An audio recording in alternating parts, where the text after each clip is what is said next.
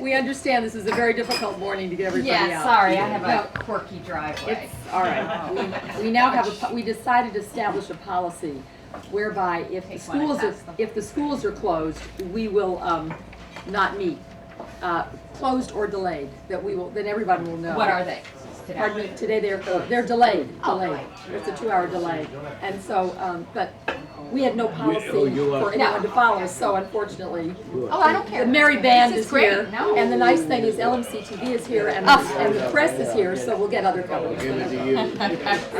I am passing out, not passing out, literally. I'm handing out a sheet, matter of fact, I should look at, that is a two-sided, quick and easy answer for all of you who've ever wanted to know what does the county do. And on the back side of it is a sort of 11-point précis of what we accomplished last year. But You have extras for this side? there's tons coming. They're coming, it's coming. I would love a cup of coffee, yes. They're fun, very fun.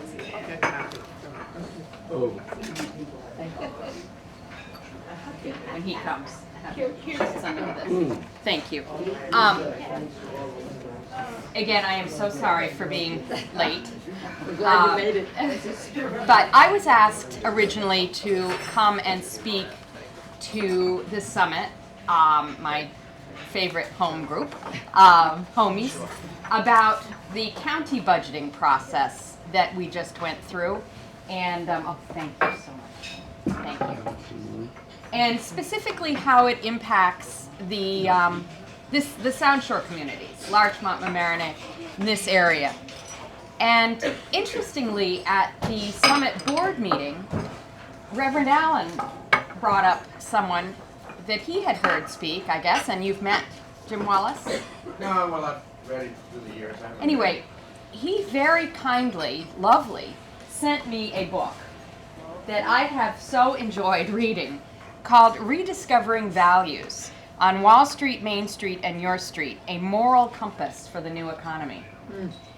And in this book, this minister actually is able to articulate what I think is becoming a fundamental issue with budgeting all across, probably all across the world, in tough economic times. And it basically boils down to what is the moral thing to do. And that was a theme that went through the budget process this year in the county. And I was just going to go over a couple of different items.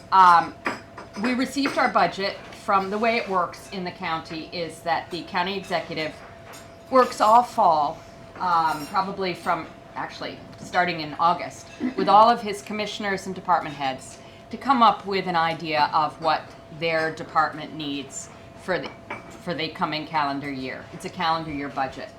And they were all given the directive basically to cut their existing budgets by 10 to 20% across the board. Given the tough economic times, given the rise in pension costs, given the rise in all benefits all over, and the decrease in revenue, largely through sales tax and mortgage tax receipts. So we received a proposed budget on November 9th, and the budget did exactly what the county executive had promised to do. Bottom line, he promised a spending decrease, and there was a spending decrease in it of $33 million, and we're talking on a budget of $1.8 billion. There was a tax levy decrease because of the spending decrease of -1%, and he had promised smaller government, and this budget reduced the workforce in total by 705 people. 465 of them were voluntary, meaning they had taken the voluntary separation last summer when it was offered both through the county and also through New York State. But there were 226 more to be terminated in the budget that he was proposing. And he looked at an increase in sales tax revenues of 4%. So this was presented as the mandate to provide needed tax relief to our taxpayers, protect the neediest, preserve essential services, and promote a long-term structural financial reform. As we began to pick through the budget, however, we began to see what was in it was, in addition to laying off the 226 extra people, closed 2 homeless shelters for a savings of $2 million. It deeply cut into the child care subsidies for $4.3 million. It cut out the support to our neighborhood health clinics by the tune of $2 million. Closed all 4 mental health clinics in the county, saving $1.2 million. It streamlined the quote-unquote the Human Rights Commission, which this group is very aware of because when the county developed its Human Rights Commission, this community changed their own Human Rights Commission to a Human Rights Committee so that people in this area could use the counties. They cut arts funding, the budget cut the arts funding from a little over $1.5 million down to $1 million. It cut the Invest in Kids program by $630,000. It cut out all funding to the Cornell Cooperative Extension, which I'll get into later. And it recommended bonding or borrowing in order to pay the tax certioraries. Tax certioraries, as you all know by now, are what you get when businesses and residents, but largely it's the businesses, the large-scale operations that basically enter a suit saying that they've been overpaying their property taxes, and a judge rules whether they get some money back. And given the way the real estate market, including the commercial real estate market, has gone, invariably the money gets given back, and it's usually it's retrospective, and it usually goes back retroactive, and it goes back about 5 years usually.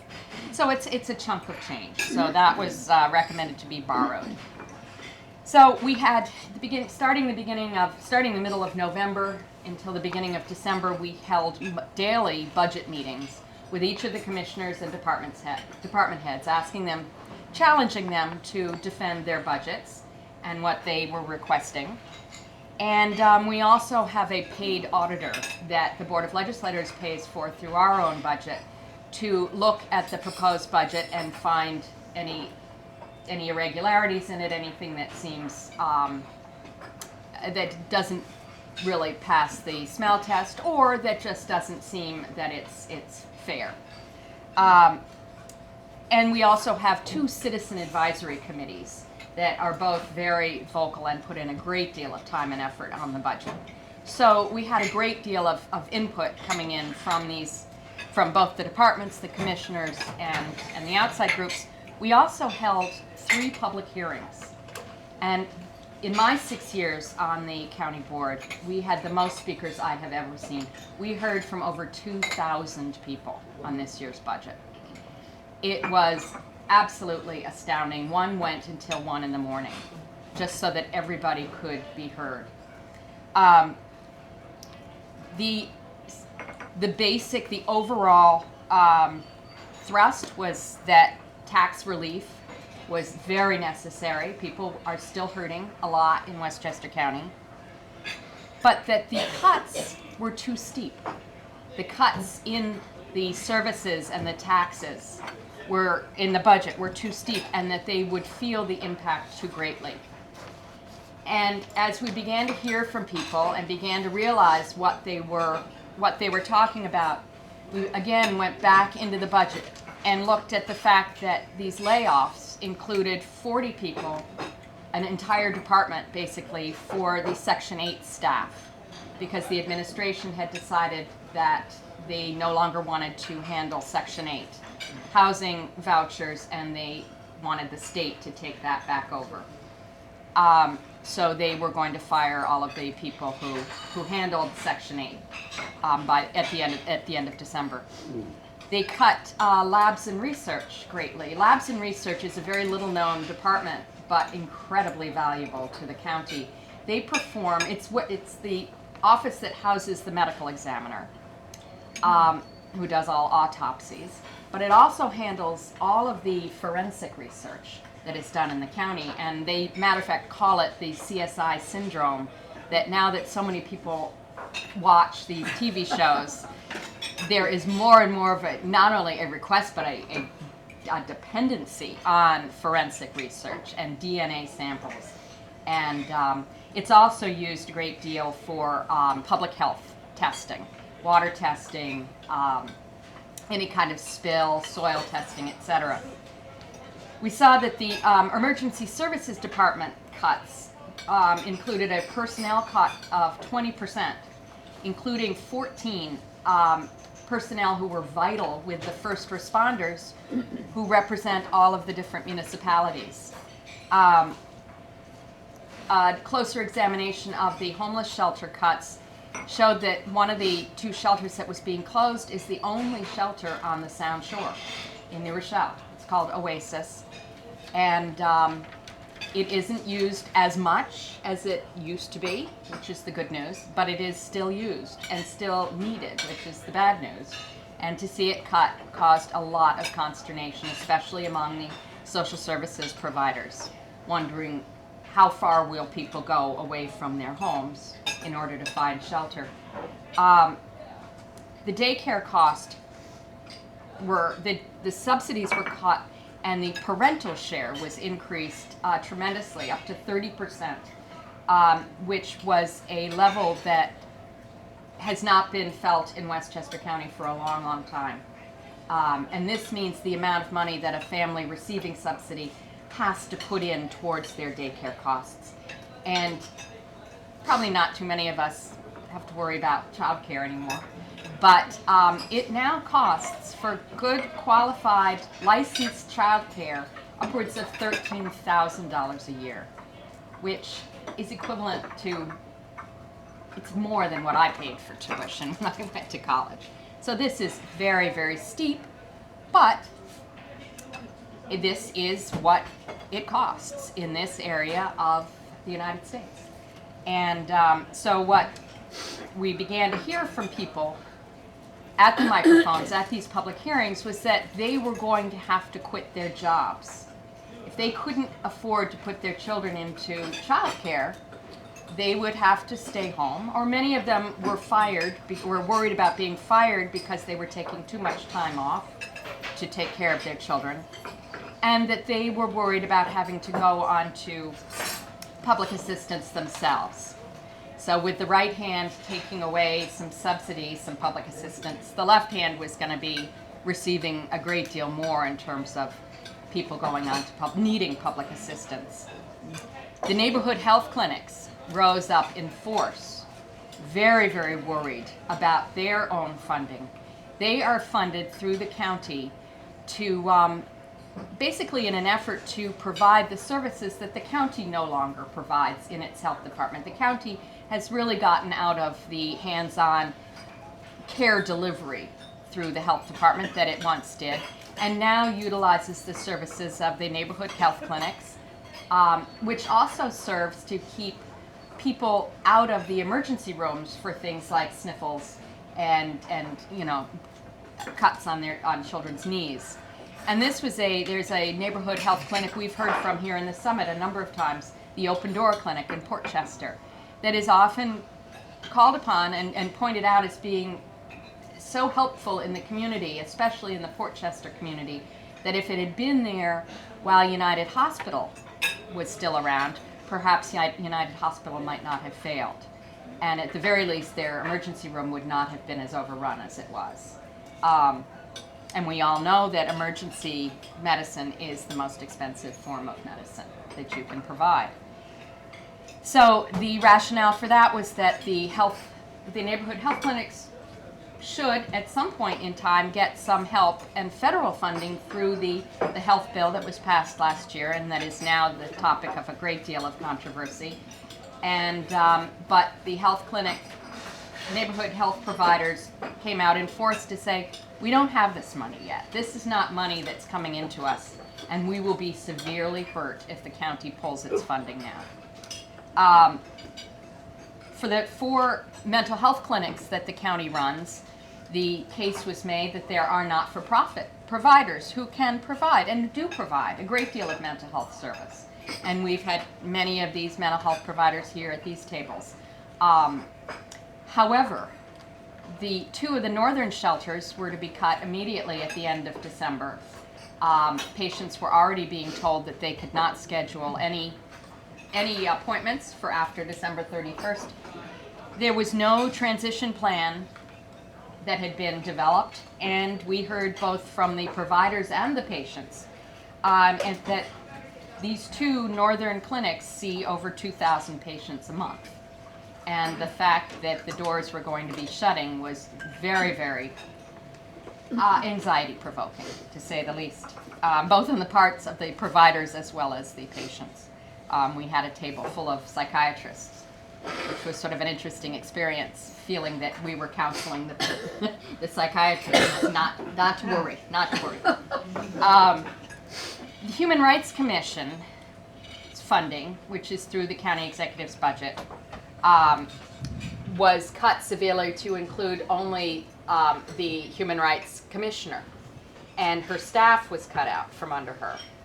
They quickly informed us that they would certainly not be able to process claims with one employee, that municipalities had gotten rid of their own human rights commissions, and we were going to be right back in a situation that we were in 10 years ago with a 2-year backup at New York State Department Human Rights Commission for human rights claims.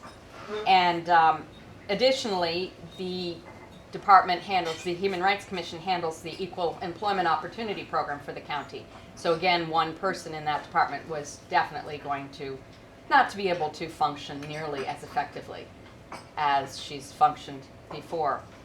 The arts in Westchester, with a 1/3 cut, really became very nervous, and especially a lot of the groups around the Sound Shore, because they really do feel and have been studying the fact that they are an economic engine for Westchester County. And what became very clear was that we were starting to cut into the quality of life, not only for those in need, but for those who choose to live here and enjoy living here and want to include the arts as a part of life here and want to include a portion of their tax dollars to making sure that the arts survive and that the arts get out to all residents in Westchester County. They pointed out the fact that because people come to the Emlyn Theater, they also go out to dinner in Mamaroneck Village and spend a great deal of money, and we've seen this huge resurgence, partly due to the excellence of the Emlyn. We've seen a huge resurgence of eating establishments on Mamaroneck Avenue, and it is becoming sort of this little dining mecca now. And it is in large part due to the performing arts, to the things that are available in this on this side of the county. Invest in Kids is a program that is generally known only to budgeters and insiders, but it's a funding device that the county uses to get money out to the smaller not-for-profits who deal specifically in what it says, in investing in kids, in trying to get money in early to kids who are at risk so that they don't cost society more on the other end when they've gotten in trouble and need to be taken care of. And this is the funding for the Boys and Girls Clubs and for the youth bureaus and for the youth councils and for Family Services of Westchester, for all of the different not-for-profits that work with volunteers and with paid staff and do a lot with very little so that they can basically help kids early before they need a lot more help. Cornell Cooperative is a group that gardeners in this area of the county especially rose up in defense of. Cornell Cooperative Extension is a long time fund that is put in Westchester because of Cornell University being part of Cornell as a land grant institution. And the New York State Charter calls for an extension to be available in counties, and through that extension to bring a lot of the agricultural help to the counties through, initially it has to be county funding, but that county funding allows this group to then bring in state and federal and not-for-profit funding, donations. And while we don't tend to think of ourselves as having a great deal of agriculture in this area, other than cherry lawn maybe, this is a group that actually works very, very closely with all of the landscapers in the Sound Shore area, and especially all of the golf courses. And for every dollar that the county puts in, it allows for $2 to come in through this outside funding. And it actually is cited by the golf courses, by the landscapers, by home gardeners as being of critical value to this area, to all of Westchester County, and matter of fact, to the $1 billion landscape and golf industry that is in Westchester County. And so we heard a lot from Cornell Cooperative patrons, people who use their free services, their free lectures.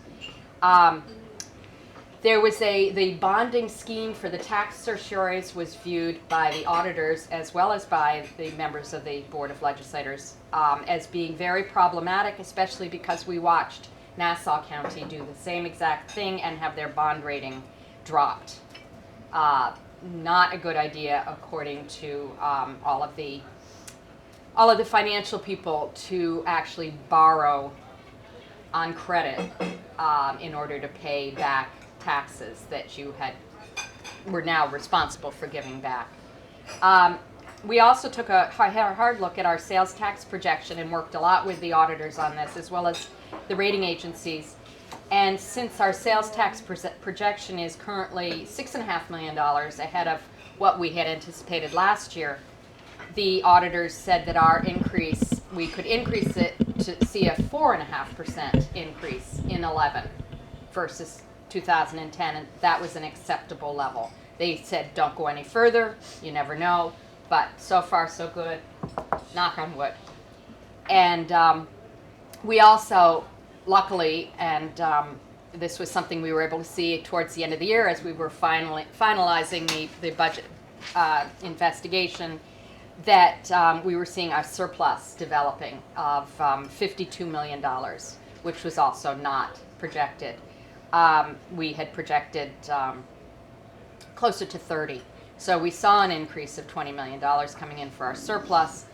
And we noted that the voluntary workforce reduction that had taken place saved about $25 million, and the health insurance contributions that had started in with all of the non-represented management and elected officials was starting to kick in with the savings, plus set a stage really for labor negotiations for the administration with our labor unions, which will be, I'm sure, a key point in their negotiations to ask the unions to foot part of the bill for health benefits.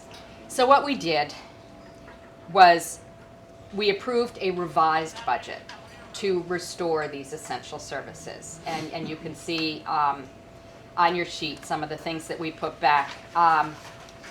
We found that we could provide the tax relief and protect quality of life. With these changes, we were delivering a -2% tax cut versus a -1% tax cut.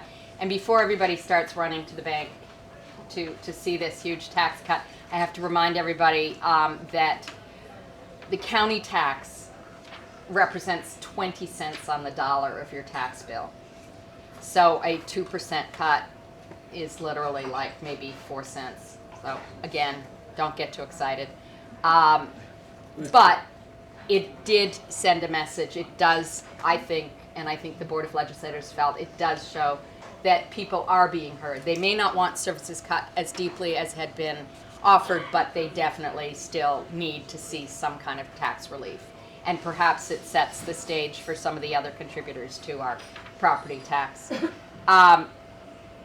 We passed this budget 16 to 1, almost unanimously. But unfortunately, the county executive, who in our county does have line item veto, vetoed all of the board changes. And we were down to the wire just before Christmas where we met one more time to override, and we overrode most of the vetoes. There were just two that we weren't able to override, one of which was a child care scholarship that had been put into place and was very successful, and I've spoken about here. But going back to the Jim Wallace book, which I highly recommend, he says, and I'm just going to quote him on a couple of things. He says, social conscience has been a sidebar to business. But this year, the sidebar hit the main hall of discussion. And the question becomes not when will this economic crisis be over, but how will this crisis change us? And he says, should the market and market values prevail everywhere and in all things? Where should the market govern, and where should other values, personal, social, ethical, hold sway? The provision of personal goods and services is a good role for the market. But do we really want the market to control all our public services as well? Do we want the profit motive to define the way we run our hospitals, our prisons, and all of our social services? He says, it's all about me hasn't worked so well for us, for our economy, for our families, and for our souls. But some good old-fashioned humility can offer us the chance to rediscover an older and better idea, again rooted in our best moral traditions. We're in this together. And this really hit home with me because I realized that the knee-jerk response to, we can't afford this anymore, which we've all heard. We've heard it at these tables, we've heard it in the media, we've heard it on television, we've heard it from a variety of different sources. That may not be the right response. I think what I began to realize, especially this year through the budgeting process and through the help of Jim Wallace, was that the real response is, can we afford not to fund areas like childcare, like emergency services, like public health, like homeless prevention, and even the arts? And it's, I guess, best summed up, and this is something that Jim Wallace comes to. He says, perhaps the best ethic in response to our short-term and destructive maxim is the one that comes from indigenous peoples who say, we should evaluate every decision by its impact upon 7 generations in the future. And I think that's a very good mantra to use when going into budgeting. That's my presentation. Maybe someday we could get Jim Wallace to come and speak to us. Does anybody have any questions? Or yes? Judy, there's been a fair amount written in the press about people using different sets of books or different sets of projections, estimates, and forecasts. And I'm just curious, I can understand people with different agendas doing different things or looking at different things to support action. But does the county law or something say which one shall control? Yes. Which one does control? We believe that there is a difference of opinion, and it actually may turn into a legal challenge.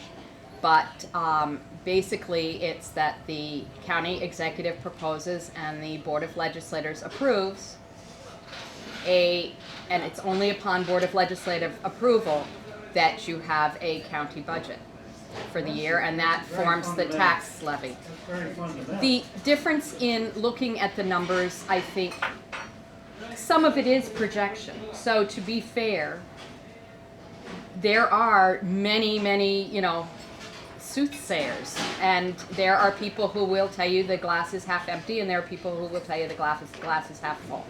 But I think based on the best advice that the board could get out of the auditors, out of the different citizens groups. The other thing I forgot to mention, when the old administration went out and the new administration came in the county, the budget and finance people were terminated. And the Board of Legislators was very fortunate in that we were able to hire a lot of these people. So in some cases, we have people working for the Board of Legislators who actually have more experience than the people who are working in the administration on the budget, which, cuts both ways. right, but it is a help to be able, especially for those of us who are not professional financial You set the people. vote to 16-1. How many legislators are there in? There's 17 legislators. There are 12 Democrats and 5 Republicans. The 5 Republicans all voted to pass the original budget, noting that they would then see what the county executive vetoed and would withhold their opinions about whether they would override the vetoes. One Democrat voted against the budget for his own personal reasons. So, and then when we overrode the budgets, we were able to override the vetoes. We overrode them with the 12 Democratic votes over the 5, and we needed 12 to override. So, Marianne. You mentioned the word transition in terms of all these cuts. And what provision is there, what channel is there going to be in terms of looking as legislators and as county government, what is the impact in order to address whatever starts arising, because obviously there's going to be a Absolutely. We funded the mental health clinics for at least 6 months, and that's how we, with the directive that they come up with a transition, which the Commissioner of Mental Health is currently working on, and we will continue to follow this to make sure that each and every patient has a home to go to in terms of assistance and therapeutic care. So, and the not-for-profits are also working with the Department of Mental Health, and they are eager to take on this role, but they too said they needed this time to transition. And I think there will be some hiring of county personnel by the not-for-profits so that some of the personnel will be able to move over. But again, it gives them this 6 months. So we did some of the same things with, we asked the Commissioner of Planning, and we passed a resolution, and Cheryl Louie, as the Planning Board President, knows this. We asked the Acting Commissioner of Planning to please rescind the letter to the state saying that we would not handle Section 8. We put the people back in the budget and asked that we please, at least for this year, if this was the first year we had heard that the board had heard that the county was losing money with Section 8, which it's not supposed to. It's supposed to break even. It's neither a money-making nor a money-losing proposition.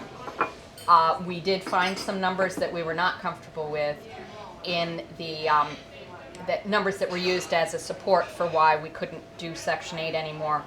Unfortunately, that resolution was not, it was passed, but it was not acted upon, and the Planning Commissioner did not rescind the Section 8.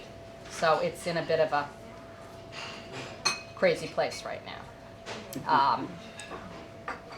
So, and there's an article in the paper today in the Journal News about that. So, it's a battle. It is definitely as much as everyone wants to work together to find compromise. It is, when you're not thinking of the same long-term goal, it's very, very difficult. And I've heard George say this a lot of times, and it really now rings more true to me than ever before. George has always said, excuse me if I quote you, and if you have a book you'd like me to promote, I'll do it. George has always said it's not so much that Albany is dysfunctional as much as it is that people disagree. And that is fundamentally what we're seeing here, and I think it's what we're fundamentally seeing in Washington. These are not, it's not that it's dysfunctional, it's not that people can't work together, it's that people are working towards completely different goals. And I think we're seeing that for the first time in many, many years, where the vision for America is very different on one side of the aisle from the other. And we need to somehow get our vision together. But it is a battle, and it's one that you can see played out on all different levels. Lynn. Yeah, we have the new directory, which looks like it's going to get smaller and smaller as we go into the future. There are 2 pages of Westchester Government Social Service Departments. Is there a reorganization, or what's happening with those They're there. services? They're there. within- They're much smaller. There are far fewer people. There were nobody was hired within these departments, other than there is a new commissioner. We have yet to vote to bring. We have yet to meet him, but we are told there is a new Department of Social Services commissioner that the administration has offered the job to. So other than that, but all the workers who left with the voluntary separation have not been replaced. So the departments are definitely smaller. And as they say, it's, especially in one of the things you see on the sheet, I mean, 2/3 of our budget is mandated. What is mandated is that we provide the service. What's not mandated is how well we provide the service. And that really, I think, gets into also the whole area that Jim Wallace, pointing to him as if he's sitting here. This is really the moral area, I think, that you get into with government spending. You clearly don't want waste, Pick me up at the but you also don't diner, want to, quote the unquote, Wallace Diner, starve the beast. Because if you begin to let after 9. if it gets too slim, if you Yeah, have that's too fine. small and inefficient a workforce, then the entire department Okay. becomes ineffective and inefficient. And then it's very easy to say, you know what, we shouldn't be in this business of planning, we shouldn't be in this business of recreation, we shouldn't be in this business of whatever.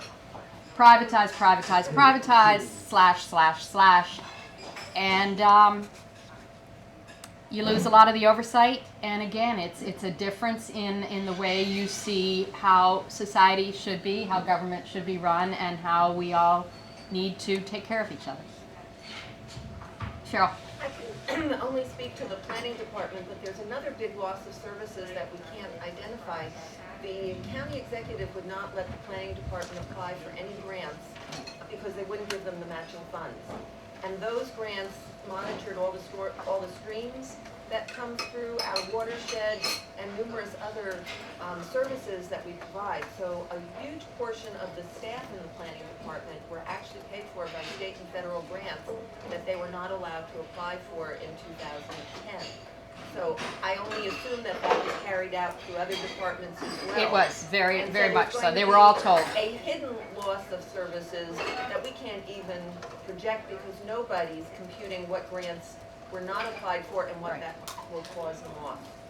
And speaking of stormwater and water quality and water quantity, the stormwater legislation that I have been working very, very diligently on was passed and vetoed. So, by the county executive. Yeah. May I stay on the moral issue and change it a little bit Sure. and ask about the affordable housing that's happening in large Yes, yes. Repeat her question. Doreen wants to know about the affordable happening. The affordable housing that's going to happen in Larchmont. This is making its way through the Board of Legislators right now to approve the county portion of the funding for it, and also to make sure that this would meet the criteria of the housing settlement in the anti-discrimination lawsuit that the county had 2 years ago, meet the terms of the settlement.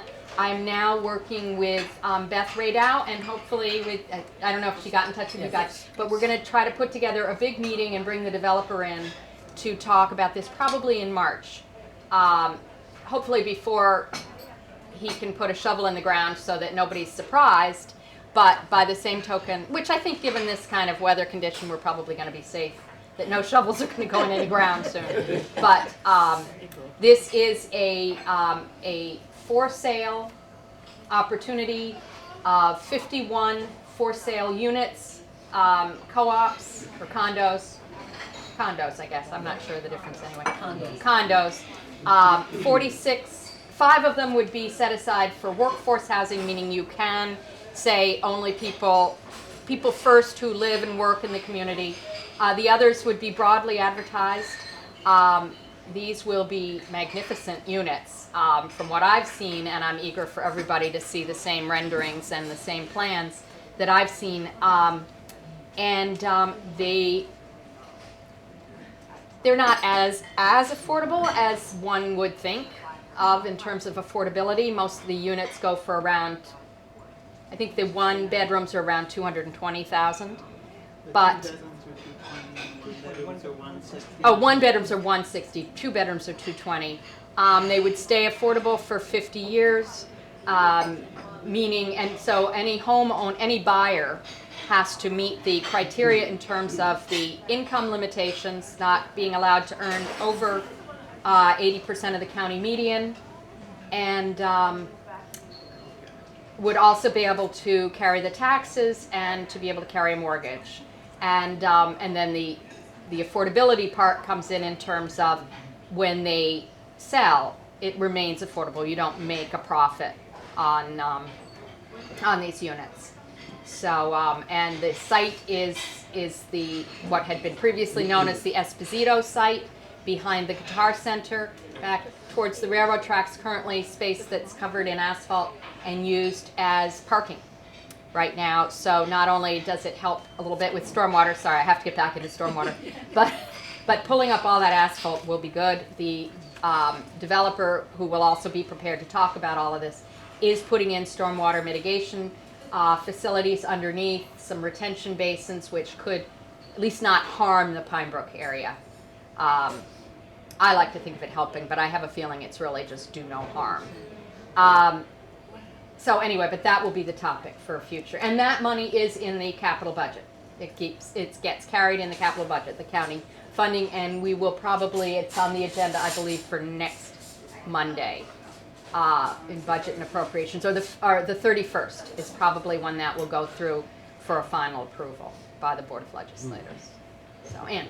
I don't want to abbreviate that conversation, don't misinterpret the question, but my sense is that one of the problems the county has is with the state mandated funds, that it must raise. The unfunded mandates, yes. These strike me as being services that ought to be rendered statewide. Yes. By state services. By state income tax. By state income tax. Yes, I believe because so. Here, what you're having is 2/3 of the budget of the county, which is based upon property and sales taxes, having to produce the monies necessary to fund something that ought to be broadly based statewide by income tax. So the system is cockeyed. And is there any incentive to change such a cockeyed system, sir? George. Well, knowing a little bit about vision myself, this is an excellent sheet, by the way. Let's look at it right now to address that. I would argue that the mandates that matter are the social service mandate and perhaps the public health mandate. I don't think there's a legitimate argument why you shouldn't have mandated county clerk, board of elections, district attorney, probation, blah, blah, blah. The big piece of chunk of dough in social services, and you could argue that social services should be paid for and administered by the state of New York in its entirety. You could make that case, and that the whole 578 should disappear. But certainly the Medicaid piece of it is unique. I don't know the exact current number, it's about 200 some odd. Let's say it's 225 million out of that 578. That 225 million just from Medicaid alone is bigger than any other category here you look at. By far, in some cases, it's double the cost of the transportation system. It's 10 times emergency services and all that. Well, you heard Rob Astorino come here a couple months ago, and basically he posited, he's a nice guy, he posited a philosophy. And the philosophy is that the county government is spending too much in too many areas, in essence, too much social spending program. That is his philosophy. He's conservative, and that's what he believes, and many other people believe that. The level at which that Medicaid cost is being paid, if that were to shift to the state, freeze every other mandate, freeze everything else, take that 225 million out, and drop that as tax savings to your property taxes, and your county property tax bill would shrink dramatically. You wouldn't even have to address other legitimate mandates that you could debate. So my sense is that rather than nickel and dime in every category of government and say we're going to take this out of this and this out of this, this out of this, we work on the Medicaid mandate, and it can't be done in a year because of the state's finances, but you try to create a 5-year phase out where over a 5-year period of time, whenever the hammer comes down, you phase the Medicaid cost back to the state so that the state pays like 48 other states do for 100% of the 49, North cost. Carolina changed. Did they change completely or just partially? I believe it's complete. All right, well, 49. That really disproves my earlier point of 48. The bottom line is that the vast majority of other states pay for it at the state level. Now, why did New York do this? Didn't do it while I was in the state government or in the county government. This was done back in the mid-1960s. There was an argument made at the time that most of the cost of Medicaid would probably be generated out of New York City. So, the deal that got cut when Rockefeller was governor was that the counties would pay for percentage only of the Medicaid costs in their counties. Nobody envisioned that a county like Westchester or Erie or Nassau or Suffolk would have such a high Medicaid cost factor in those days. So that's where we are today. And that, by the way, enabled New York State to expand into every optional coverage of Medicaid, which other states don't have. You know, South Carolina, Medicaid doesn't cover dental. Texas, I don't know what Medicaid does. The best rule of thumb is don't retire in Texas. But the bottom line is, for all of the debate about mandates, yada, yada, yada, to me, it comes down to one big mandate, Medicaid costs. If we focused our attention on that, shifted to the state funds its budget primarily for income tax, business taxes, more societally egalitarian taxes. If you pay $20,000 a year in property taxes, you're paying about $4,000 to the county, roughly. If that $4,000 were to go down significantly because of that shift, that would be a major success at the level of the county government. And of course, whatever we cut would have to be dropped to the bottom line of tax savings so that you would have a reduction in property taxes at that level of government. To me, that is the sum total of how we respond to this. And it's going to be tough selling because New York City has no particular interest, the legislators of New York City have no particular interest in shifting the cost of Medicaid because right now, from where they sit, they don't have a property tax problem. But that, to me, is the answer to your question, Ann. Focus on the Medicaid mandate and phase that back to state level. And then if we have to recalibrate what we do in Medicaid, then we recalibrate what we do in Medicaid. I'm just asking to be called upon because I see Jane is leaving. Oh, and sorry. My Is question Jane? is deals with what Jane, who is involved with the guidance center. Community Counseling Center. Sorry, Community Counseling Center. Sorry. My great concern is that the kind of cuts you've talked about, the mental health cuts coming down. We know what's happened nationally recently. This whole issue, I just wonder to what extent do you feel, Jane, there will be more pressure on you? And of course it can relate to the schools and the whole guidance thing. Keith is here. These are, to me, huge national issues. There's so much worry that in hiring or whatever, Mark Levy is telling everybody that will last the year. And that we have put together enough money to pay for a year. So that if all else fails, we can fund it for a year. But after that, it's up to them. And how many kids are seen, or people are seen? It's an unbelievable organization. It's so here and now. And it so saves lives, literally. And, you know, I was at a meeting where one of the public officials that we were appealing to said, well, we could do without it, you know. Someone else would pick up the services. And Mark Levy, who never talks about individual cases, even if the names aren't known, told about a kid the night before, would come to him, had gotten him to go find a friend who was threatening to commit suicide. And they found this kid and got the parents and took him to a hospital and saved him. He was literally about to do it in the process. Anyway, but aside from that dramatic thing, they go into the schools when there's alcohol problems, when there are kids that are disturbed and really need help, they're right there, but literally right there. So, we couldn't have anything that does more for us. Keith.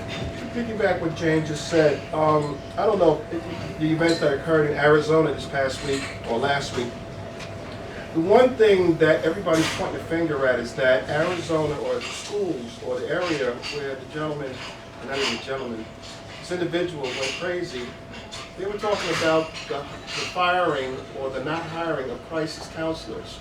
And it seems that it's just a knee-jerk reaction in regard to what Jane just said. It is a need.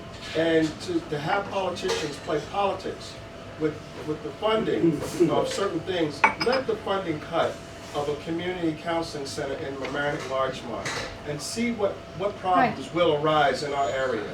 And then we'll start talking about, can we reinvent the wheel? It's horrendous. Yes.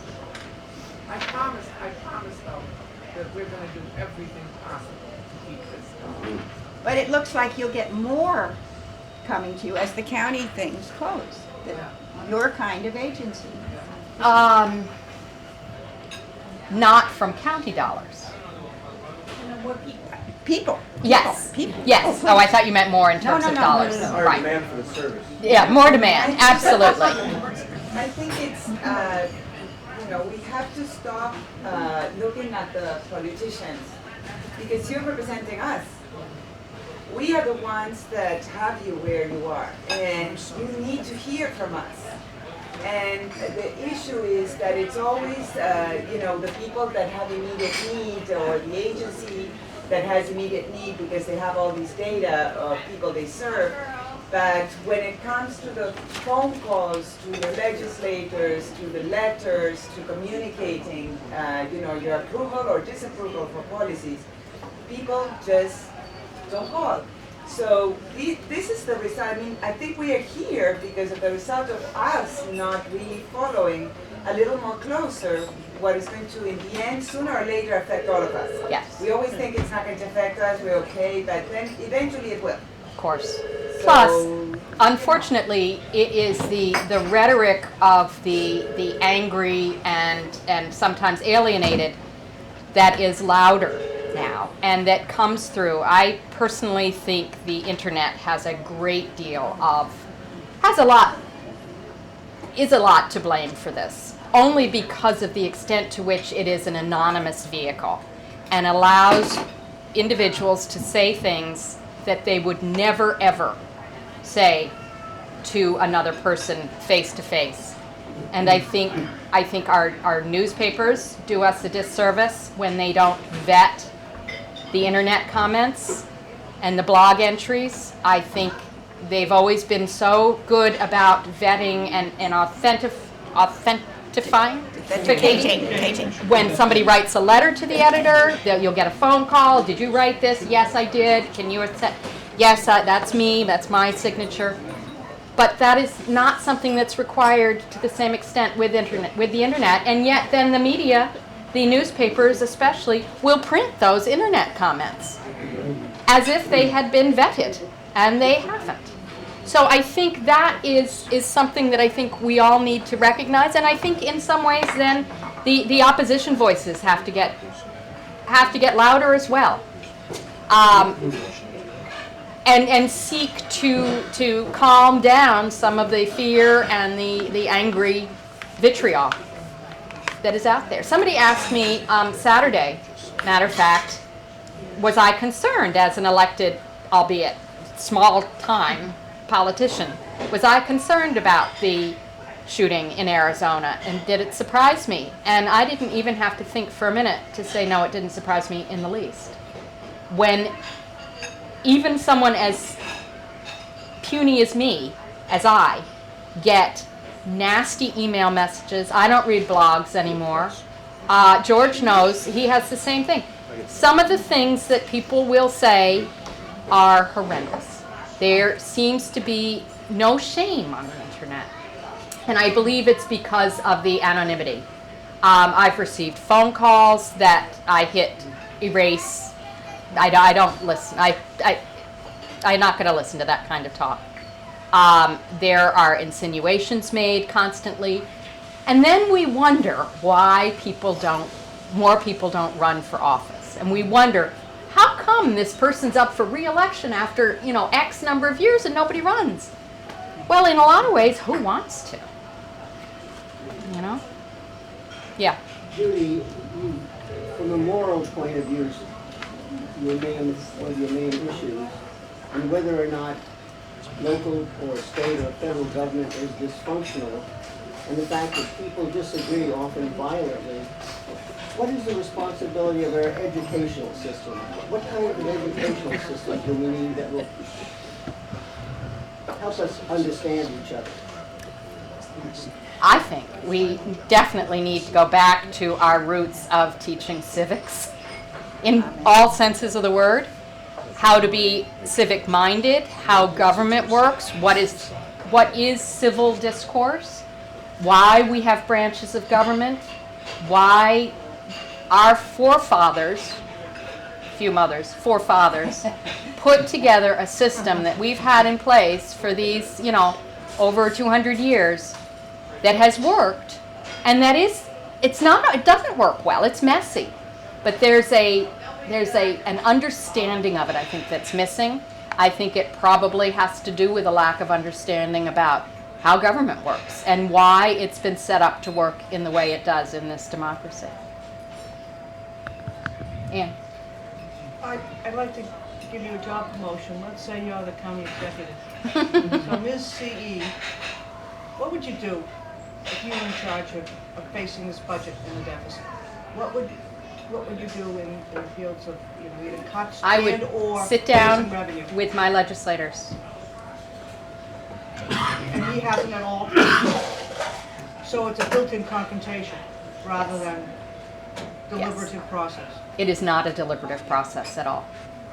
But do you have any recommendations to him beyond what you recommended that the legislative proposals were as far as revenue raising? Were there any cuts that they recommended, or did they go along with partially with some that were recommended? No, the vetoes were given directly to everything that the Board of Legislators did. Across the board. 23 whatever. 242 vetoes. Different items. Yeah. Yeah. So were there any? The only one that wasn't cut was $2.5 million that I put in for flood mitigation. Hey! Except the staff isn't there to do it. So this I think we should. And we have no legislation authorized. Let the group know this was Albiani's suggestion that the county take over the stormwater management. No, it was the legislation that we passed was it was very heavily Liswick, the Long Island Sound Watershed Intermunicipal Council, and work that Abenanti had done in previous years. This was it was a mix. This was a blend Right. of saying that we should provide regional planning, especially with regards to stormwater management, And so through the auspices of the county. The status of that now is dead? We have until the beginning of February if we want to override the veto. We're trying to work with the administration right now to see if there are tweaks in the legislation that might make them feel more comfortable moving ahead and allowing us to reapprove maybe some tweaked legislation. On that particular matter. That's what we're hoping for. So the exact status of the budget is what? The exact status of the budget is that it's been passed. It's been passed as he. No, as we vetoed, as we overrode the vetoes. Oh, you overrode the vetoes. Okay. Yeah. There is a disagreement right now over whose tax levy holds. Even though the tax levy is based on the budget, there's a disagreement, again, that may have to go to some judge, over whether the county has the authority to take a tax levy from its municipalities in accordance with the approved budget, which would be minus 2.5% tax levy decrease, or the original county executive's budget, which was a minus 1% tax levy cut.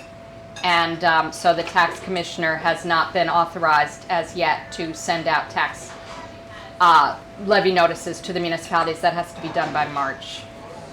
So we're really not sure what the budget is? Well, I'm sure. You're sure? You know what the budget is, you don't know. We know what the budget is, we don't know Tax levy tax is. levy. I think it would be a sad day and quite wasteful to take more money from taxpayers than we need to fund this year's budget. And if they do the -1% tax levy, the original proposed, they will be taking more money out of taxpayers' pockets than needs to be to satisfy the needs of this year's budget. If the projections and estimates. If the projections and forecasts are correct. estimates, which so far are looking good, but So go out and buy a car. American car, Well. any car, Any car.